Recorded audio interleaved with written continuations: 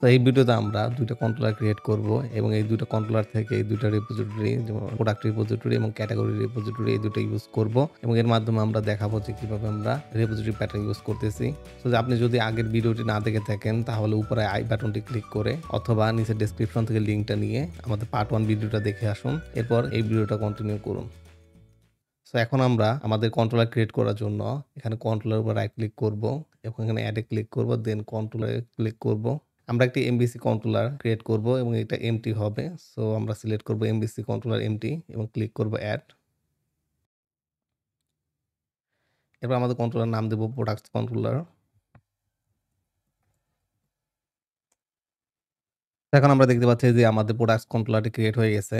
So যেহেতু এটি একটি এপিআই কন্ট্রোলার, সো আমরা কন্ট্রোলার ক্লাস থেকে ইনহেরিট না করে আমরা কন্ট্রোলার বেস ক্লাস থেকে ইনহেরিট করব। লিখব কন্ট্রোলার বেস এবং আমরা এখানে একটি অ্যাট্রিবিউট এড করব এপিআই কন্ট্রোলার। এখন আমাদের এই কন্ট্রোলারের জন্য একটা রাউট ডিফাইন করে দিতে হবে। সো আমরা রাউট ডিফাইন করব।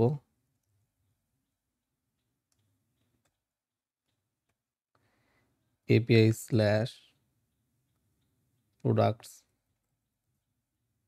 সো এখন আমরা এই কন্ট্রোলারে কিছু মেথড ক্রিয়েট করব এবং এই মেথডের মাধ্যমে আমরা প্রোডাক্টস রেপোজিটরিকে অ্যাক্সেস করব।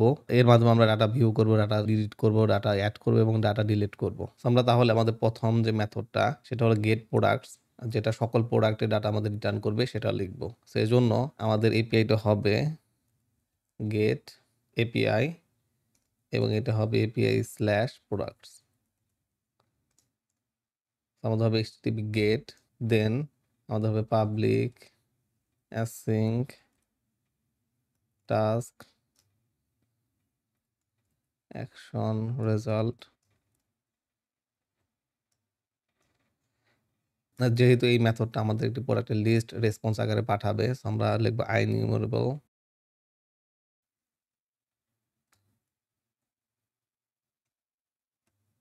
and product।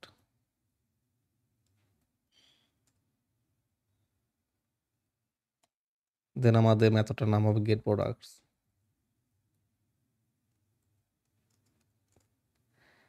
এখন আমরা যদি এই মেথড থেকে আমাদের রেপোজিটরিকে অ্যাক্সেস করতে চাই তাহলে রেপোজিটরি ইন্টারফেসটা এই কন্ট্রোলারের মধ্যে ইনজেক্ট করতে হবে। সো এজন্য আমরা লিখব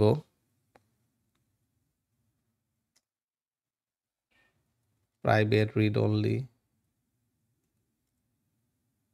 আই প্রোডাক্ট রেপোজিটরি।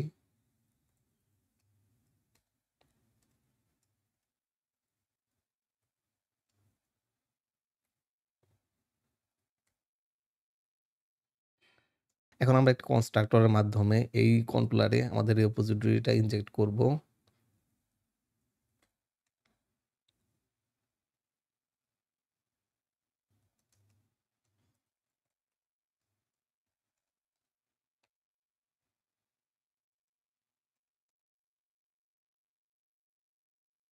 সো আমরা আমাদের প্রোডাক্ট রেপোজিটরিটা এই কন্ট্রোলার ইনজেক্ট করেছি। এখন আমরা এই প্রোডাক্ট রেপোজিটরি ইউজ করে আমরা আমাদের ডাটা ফেচ করব এবং সেগুলো রেসপন্স আকারে পাঠাবো।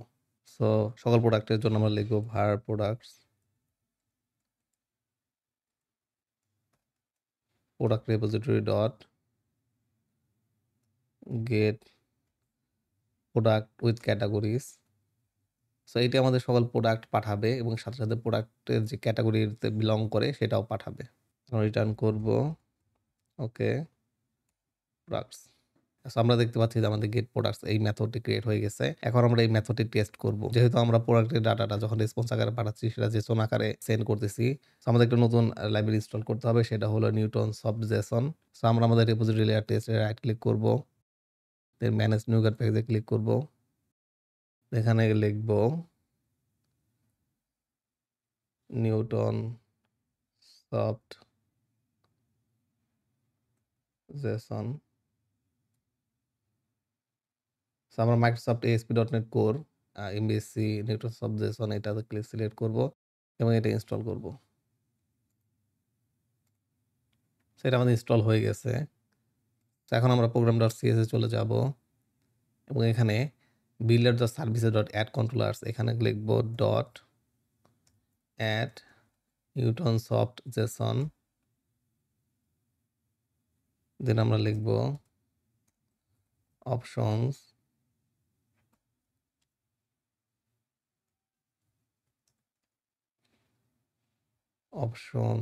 ডট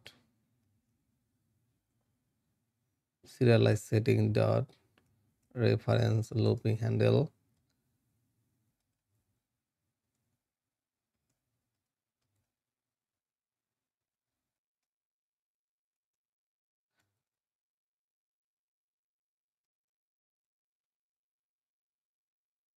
সো আমরা এই লাইনের মাধ্যমে আমাদের যদি একটা এন্টিটি থেকে আরেকটা এন্টিটির মধ্যে রেফারেন্সের লুপ ক্রিয়েট হয়, যেমন আমাদের একটা প্রোডাক্ট একটা ক্যাটাগরি থাকবে এবং ক্যাটাগরিতে গেলে সেখান থেকে প্রোডাক্টের রেফারেন্স আছে, সেই রেফারেন্সের লুপটা ক্রিয়েট করবে না, শুধুমাত্র যতটুকু দরকার ততটুকু রিটার্ন করবে।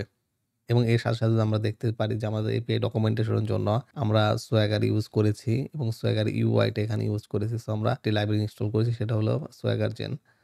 সো এখন যদি আমরা এই প্রজেক্টটা রান করি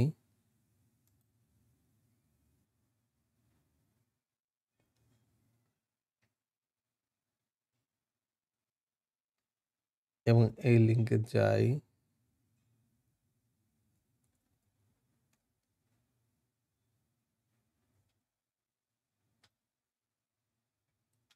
সোয়াগার, তাহলে আমরা দেখতে পারবো যে আমাদের এপিআইটা এখানে ক্রিয়েট হয়ে গেছে এবং এপিআইটা শো করতেছে।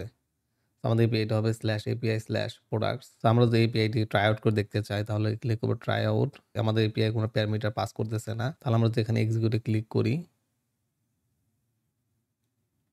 আমরা দেখবো যে আমাদের এপিআইটি এক্সিকিউট হয়ে গেছে এবং এখানে সবগুলো প্রোডাক্ট রিটার্ন করতেছে যে প্রোডাক্টগুলো আমরা ইনপুট দিয়েছিলাম, ল্যাপটপ, টি-শার্ট, এবং এই প্রোডাক্টের সাথে অ্যাসোসিয়েট যে ক্যাটাগরিগুলো আছে, যেমন ল্যাপটপ প্রোডাক্টের জন্য ক্যাটাগরি হলো ইলেকট্রনিক্স এবং টি-শার্টের জন্য ক্যাটাগরি হলো ক্লোদিং, সেটাও রিটার্ন করতেছে। সো আমরা চাইলে আমাদের অন্যান্য এপিআই এন্ড পয়েন্টগুলোও আমরা লিখতে পারি। সেই জন্য আমরা চলে যাবো আমাদের প্রজেক্টে এবং এটি স্টপ করব, প্রোডাক্ট কন্ট্রোলে চলে যাব। এখন আমরা একটা স্পেসিফিক প্রোডাক্ট রিটার্ন করব, সো এই জন্য আমরা লিখবো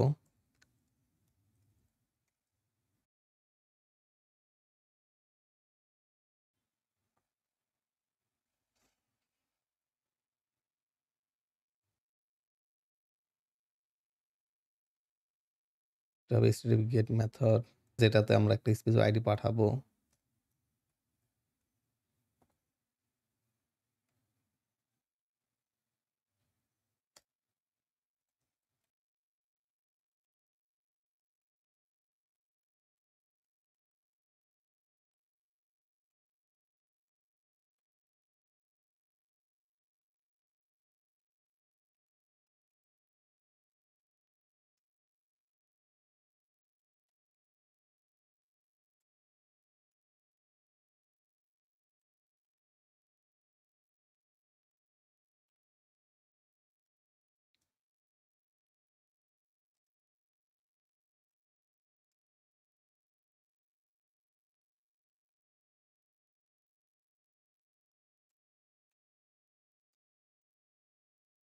আমরা দেখতে পাচ্ছি যে আমরা product repository create by ID async এই মেথডটা কল দিয়েছি এবং এর মাধ্যমে আমরা প্রোডাক্ট রিটার্ন করেছে।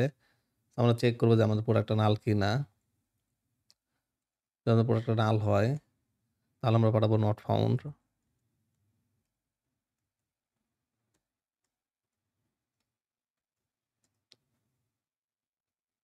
অথবা আমরা যদি পাই আমরা সেই প্রোডাক্টটা রিটার্ন করে দেব।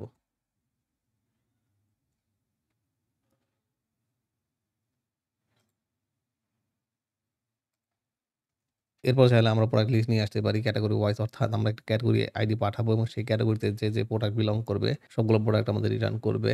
সো এই জন্য আমরা লিখতে পারি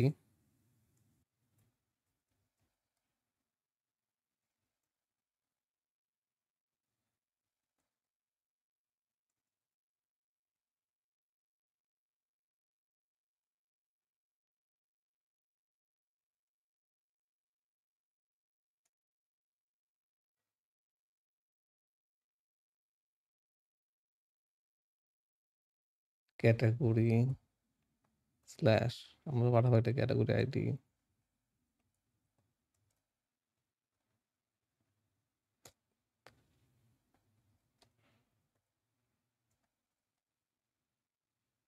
টাস্ক অ্যাকশন রেজাল্ট যেহেতু এটি একটি লিস্ট রিটার্ন করতেছে, so IEnumerable product get products by category ID var product repository dot get product by category ID async category ID done products। আমরা চাইলে আমরা একটা প্রোডাক্ট অ্যাড করতে পারবো এই API এর মাধ্যমে। সো আমরা API টা লিখবো। সো এটি হবে একটি পোস্ট মেথড।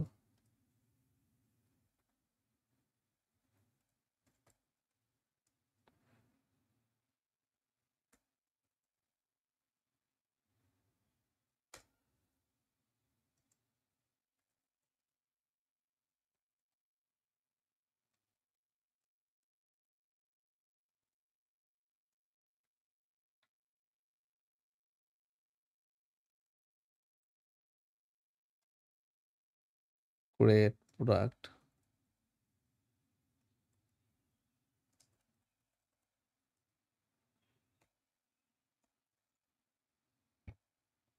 আমরা প্রথমে ভ্যালিডেট করব যে আমাদের এই মডেলটা ভ্যালিড কিনা। তো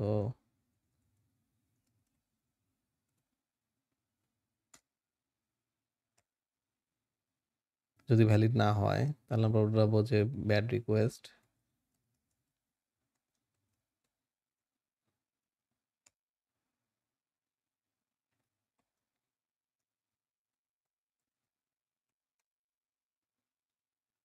আর যদি ভ্যালিড হয় তাহলে আমরা এই প্রোডাক্টে অ্যাড করব।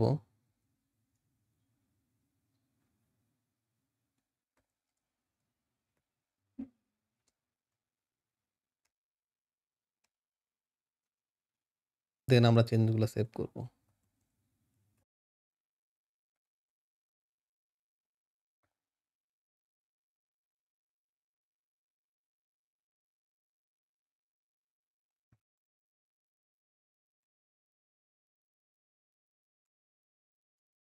তো এরপর আমরা ক্রেডিট প্রোডাক্ট রিটার্ন করে দেবো। সো আমরা লিখব রিটার্ন created add action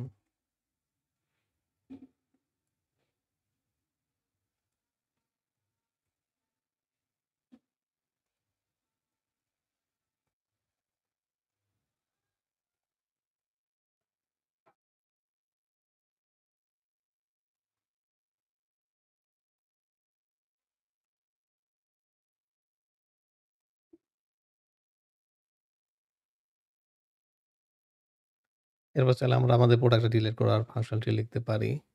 হবে ডিলিট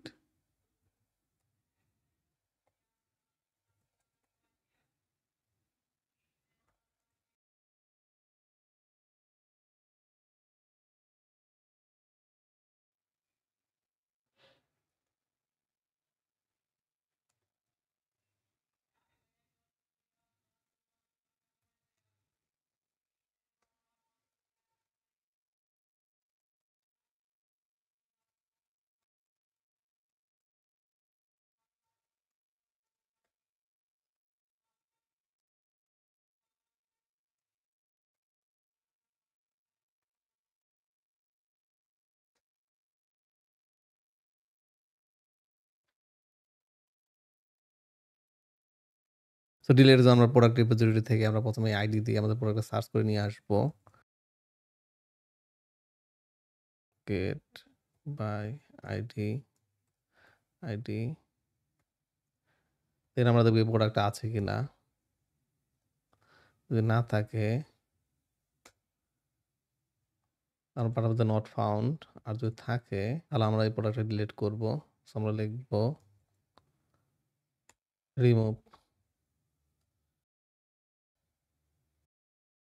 প্রোডাক্ট।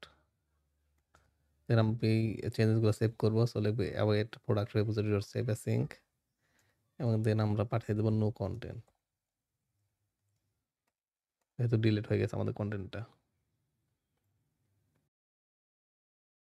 আমাদের এখানে অ্যাওয়েট করতে হবে। সো আমাদের এন্ড পয়েন্টটা ক্রিয়েট হয়ে গেছে। এখন আমরা চাইলে আমাদের এই প্রজেক্টটা রান করতে পারি এবং দেখতে পারি যে এন্ড পয়েন্ট গুলা কাজ করতেছে নাকি।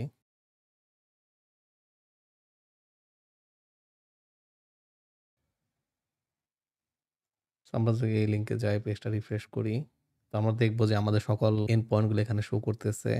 এখানে আমাদের গেট আছে যেটা আমরা অলরেডি দেখেছি। পোস্ট আছে প্রোডাক্ট এটা ক্রিয়েট করার জন্য।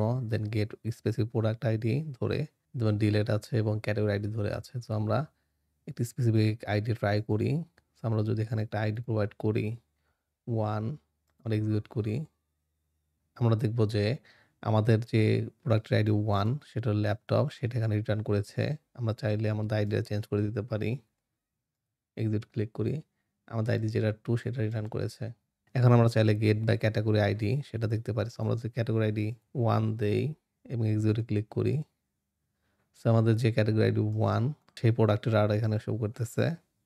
তো এভাবে আমরা আমাদের রেপোজিটরি ক্রিয়েট করে সেগুলা একটা ডিফারেন্ট রেপোজিটরি ফোল্ডারের মধ্যে রেখে আমরা ডাটা অ্যাক্সেস এর লজিক গুলো লিখতে পারি এবং এর ফলে আমরা প্রোডাক্ট মডেলে শুধুমাত্র আমাদের রিকোয়েস্ট রেসপন্স এবং বিজনেস লজিক ফোকাস করতে পারি এবং যদি আমাদের ডাটাবেস চেঞ্জ হয় তাহলে শুধুমাত্র আমাদের রেপোজিটরি চেঞ্জ করেই আমরা খুব সহজে আমাদের অ্যাপ্লিকেশনটা রানেবল অবস্থায় রাখতে পারি। সো আজকে আমরা দেখলাম কিভাবে আমরা ASP.NET করে রেপোজিটরি প্যাটার্ন ইমপ্লিমেন্ট করতে পারি এবং এই প্যাটার্ন আমাদের কোডকে আরো কিভাবে মেইনটেনেবল, টেস্টেবল এবং অর্গানাইজ করে তুলে। আমরা ২ টা রেপোজিটরি ক্রিয়েট করে সেই রেপোজিটরিগুলা কিভাবে ইমপ্লিমেন্ট করতে হয় এবং এই রেপোজিটরি ইউজ করে আমরা কিভাবে কন্ট্রোলার থেকে ডাটা রিকোয়েস্ট করতে পারি এবং সে অনুযায়ী আমরা ইউজারকে ডাটা সার্ভ করতে পারি, সেটাও আমরা এই ভিডিওতে দেখেছি এবং এর ফলে আমরা একটা কমপ্লিট সলিউশন ক্রিয়েট করে কিভাবে রেপোজিটরি প্যাটার্ন ইমপ্লিমেন্ট করতে হয় সেটা দেখেছি। তো আশা করি এই ভিডিওটি আপনাদের উপকার আসবে। যদি কোনো প্রশ্ন থাকে তাহলে কমেন্ট সেকশনে অবশ্যই জানান। লাইক, শেয়ার এবং সাবস্ক্রাইব করতে ভুলবেন না। ধন্যবাদ সবাইকে।